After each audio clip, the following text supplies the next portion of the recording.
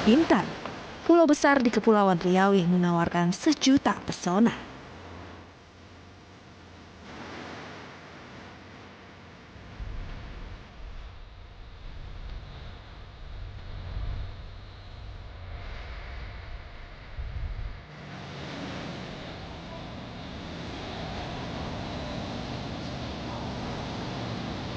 Melihat lebih dekat kota lama Tanjung Pinang dan Pulau Songgarang yang masih dibalut dalam suasana Imlek.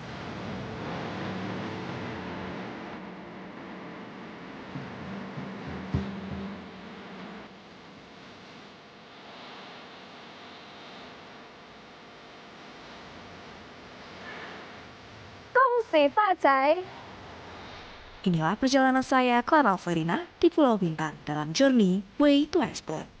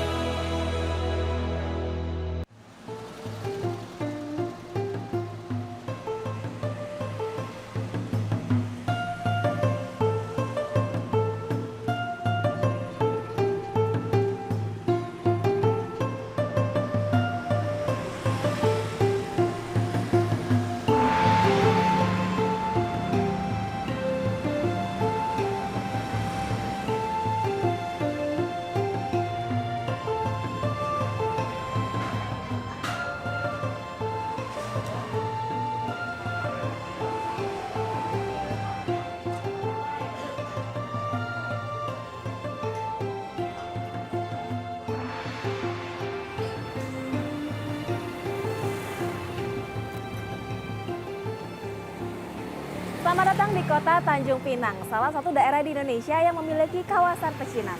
Dalam suasana Tahun Baru Imlek, suasana di kota Tanjung Pinang ini semakin meriah dengan dekorasi Imlek.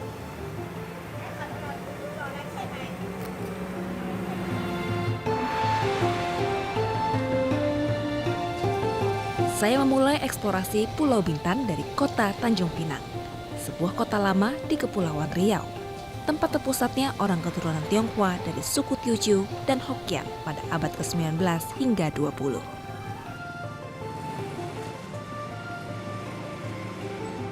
Keberadaan orang keturunan Tionghoa di kota Tanjung Pinang tak lepas dari letaknya yang amat strategis dan masuk dalam jalur perdagangan yang kerap disebut jalur Sang Naga.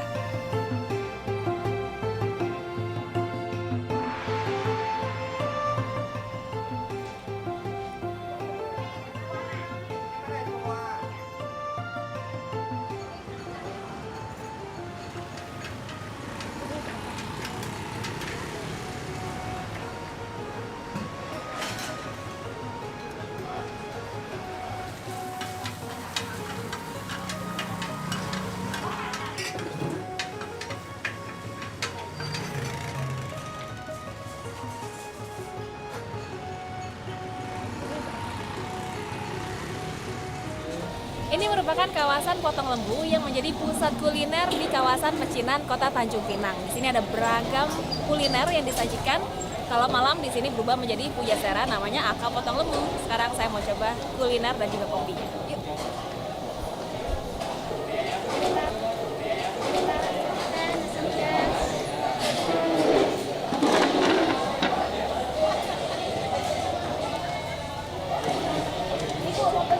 Mau pesan apa? Ada apa aja Ibu di sini? Ada ayam, mie pangsit, sop ikan, sama batuk teh. Saya pesan kopi susu satu sama ikan asam pedas satu. Kopi susu satu.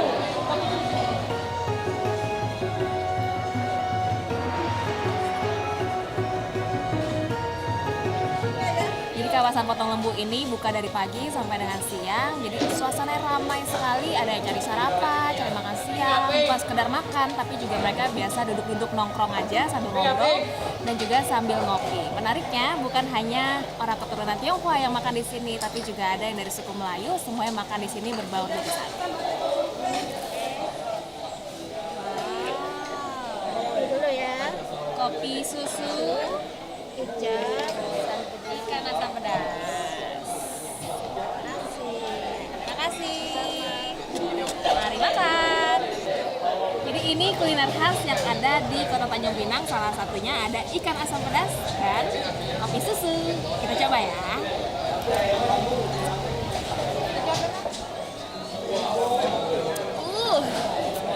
Enak banget.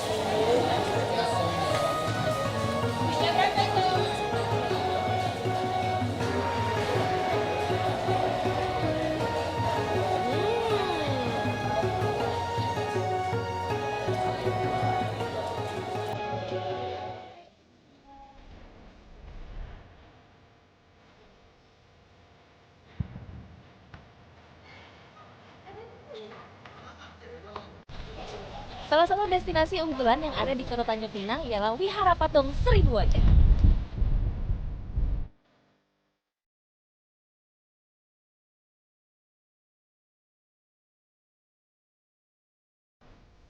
Memasuki wihara yang satu ini, wisatawan akan merasakan suasana seperti di Tiongkok kuno.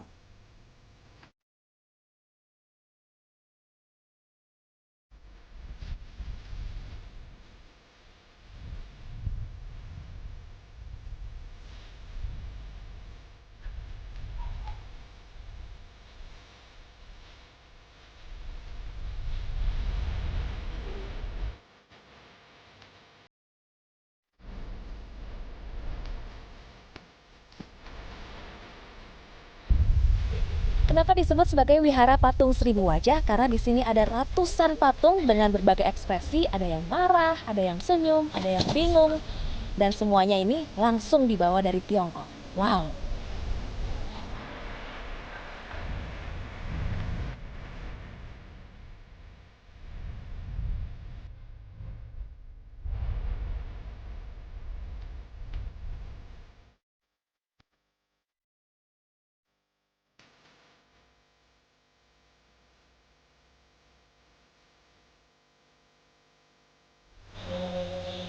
Selain tempat berwisata, di sini juga ada kelentengnya yang digunakan oleh umat Buddha dan juga orang Tionghoa untuk sembahyang.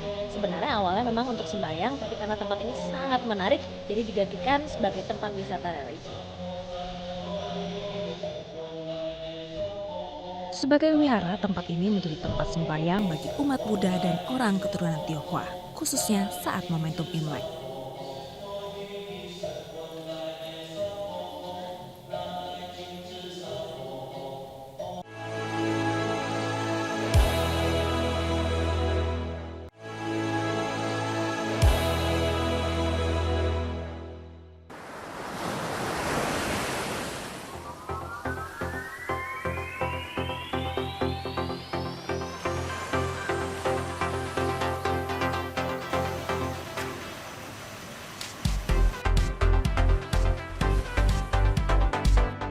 Pulau Bintan merupakan destinasi populer khususnya bagi wisatawan mancanegara. Kawasan Lagoy yang berada di ujung utara Pulau Bintan menjadi primadonanya.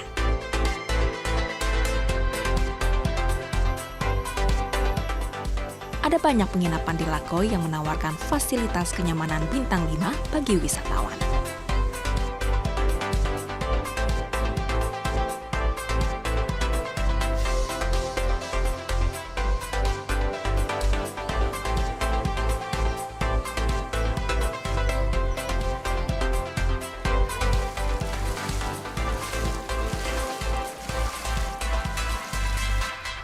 Kawasan wisata Lagoy, Pulau Bintan menawarkan pesona keindahan pantai. Letaknya yang tak jauh dari Singapura membuat kawasan Lagoy menjadi destinasi favorit wisatawan asal Singapura untuk berlibur. Waktu tempuh antara Singapura dan Lagoy Bintan hanya 1 jam menggunakan kapal feri. Selain wisatawan asal Singapura, Lagoy juga didominasi wisatawan asal Tiongkok dan negara-negara Eropa.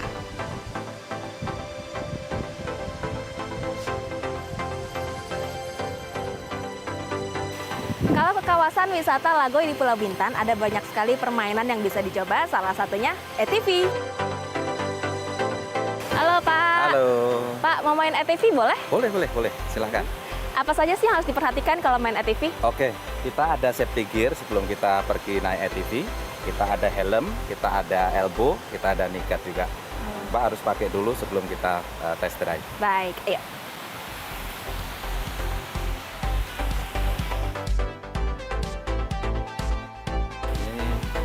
lutut. Nah, sekarang sudah siap main ATV. Boleh main, yang penting keselamatan tetap nomor 1. Betul. Ini kuncinya on kan, terus startnya di sini. Yang merah ini tombol merah, nanti ditekan bersamaan ditekan remnya.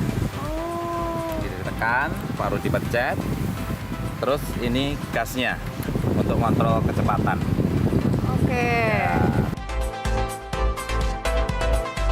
Biasanya ATV dimainkan di dalam hutan.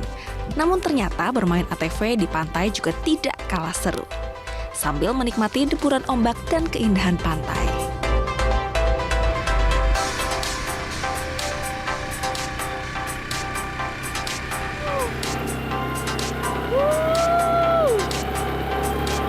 Seru banget!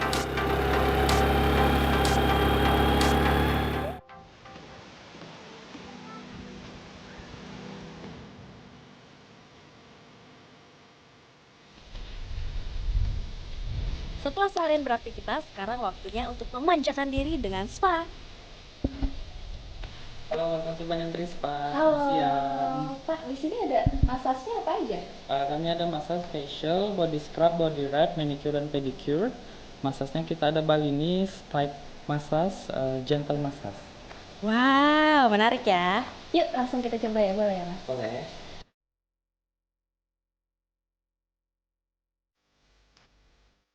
Iya,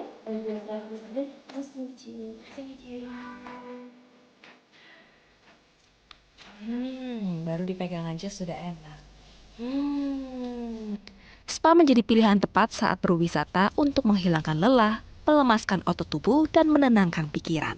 Kini sudah banyak destinasi di Indonesia yang menawarkan spa sebagai salah satu alternatif layanan saat berwisata.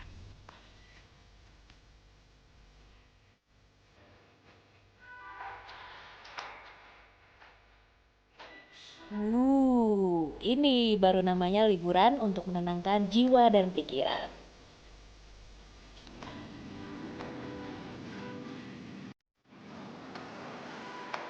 Pernah mencoba makan di tengah lapangan golf dengan pemandangan matahari terbenam? Tentunya dengan makanan dan minuman yang istimewa.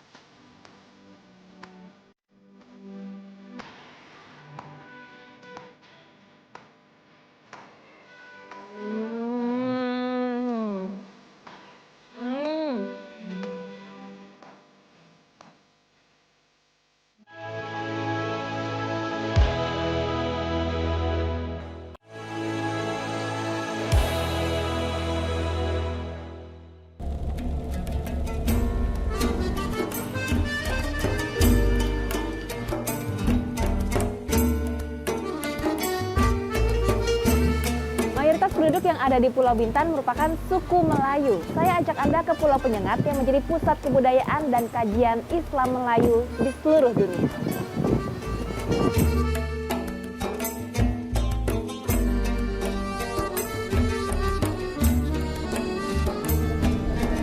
Harga tiketnya per orang 7.000, waktu tempuh dari Kota Tanjung Pinang ke Pulau Penyengat kurang lebih 15 menit. Yuk.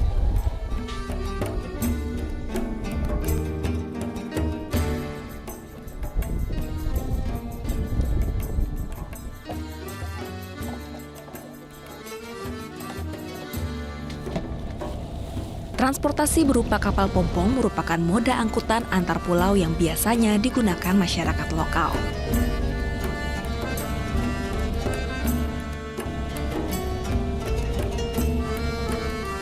Berjarak 2 km dari pusat kota Tanjung Pinang, Pulau Penyengat dijuluki sebagai tempat kelahiran bahasa Indonesia dan menyimpan sejarah kerajaan-kerajaan Riau terdahulu. Salah satu bangunan yang menarik di Pulau Penyengat ialah Masjid Raya Sultan Riau. Bangunan dan warna masjid yang unik mengundang banyak wisatawan untuk menikmati indahnya bangunan masjid dan sejarah pulau ini.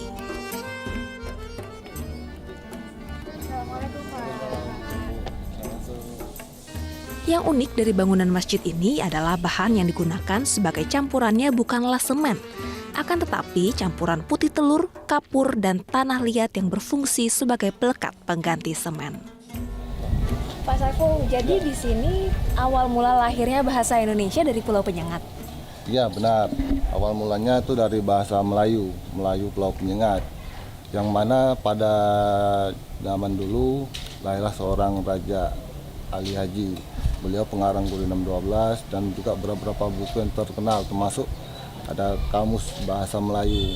Bahasa itu dibawa oleh yang menyebarkan itu pedagang-pedagang yang dari arah misalnya dari Nusantara. Lantaran di sini pusat jalur perdagangan, akibat dari situ juga berkembanglah ke seluruh tanah air kita. Kalau suasana Imlek seperti ini, Pak, di pulau-pulau seperti Tanjung Pinang, Senggarang, itu kan suasananya sangat meriah. Kalau di Pulau Penyengat, suasananya seperti apa? Masyarakat ini apabila punya teman orang Chinese, kita silaturahmi aja lah, kan menjaga hubungan antar agama itu tadi. Cuma kalau situasi Pulau Penyengat biasa-biasa aja, seperti hari-hari biasa. Tak jauh dari kota Tanjung Pinang ada sebuah pulau yang ramai pada saat momentum Imlek, yakni Pulau Senggarang. Senggarang merupakan kawasan pecinan kota tua yang lokasinya berada di seberang kota Tanjung Pinang.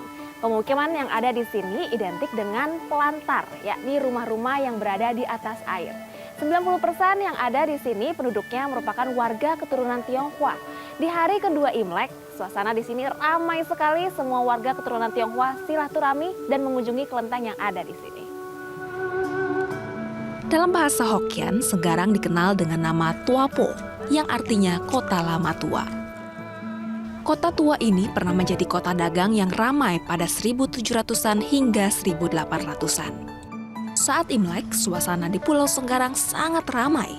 Masyarakat keturunan Tionghoa ramai mengunjungi salah satu kelenteng yang ada di pulau ini. Pada hari kedua Imlek, biasanya masyarakat Tionghoa datang ke sini bukan hanya untuk beribadah, tapi sebagai tradisi dari masyarakat Tionghoa untuk datang mendoakan leluhur dan juga memohon berkat untuk setahun ke depan, yang tahun ini merupakan tahun Syoban.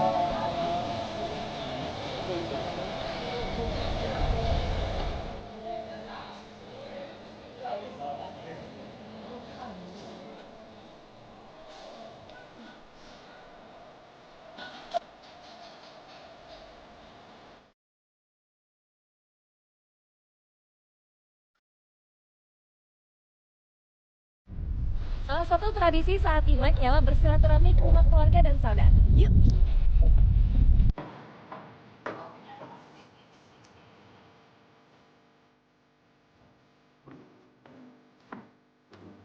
Halo susu,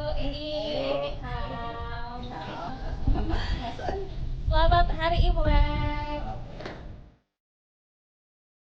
Kalau tradisi Imlek biasanya ngapain aja, Banyak yang datang sini, banyak. Iinya asli tinggal di sini. Saya kadang Batam, kadang sini. Jadi kalau Imlek kumpul semua di sini ya. Semuanya di sini. Keluarga semua pada di sini. Sama saudara-saudara semua datang gitu. Teman-teman gitu kan. Yang tempat lain tuh kadang-kadang bantau, jauh-jauh ya pulang juga. Kalau biasanya Imlek juga ikut merayakan ya Ibu ya? Iya, ikut. Kami kerukunan beragama gitu ya. Jadi kalau Imlek di sini kami berkunjung ke yang Imlek. Nanti kalau kami Lebaran yang Tionghoa datang ke tempat kami yang Lebaran. Dan pastinya kalau Imlek selalu ada makanan cemilan khas-khas Imlek. Ini ada emping, Ada. terus permen. Nih, permen ini teng-teng ya namanya ya. Teng-teng. Dari kacang, lalu ada permen-permen seperti ini. Oh, ini di sini. Ya di sini ini depan. Tradisi yang paling dinanti saat Imlek ialah waktu silaturahmi bersama keluarga. Imlek menjadi momentum indah saat keluarga dari generasi ke generasi yang telah lama tak berjumpa, yang merantau jauh, kembali ke kampung halaman. Salah satu tradisi saat Imlek biasanya yang sudah menikah membagikan angpau kepada yang belum menikah dan juga kepada anak-anak. Tujuannya supaya yang menerima angpau ini bisa dapat rezeki.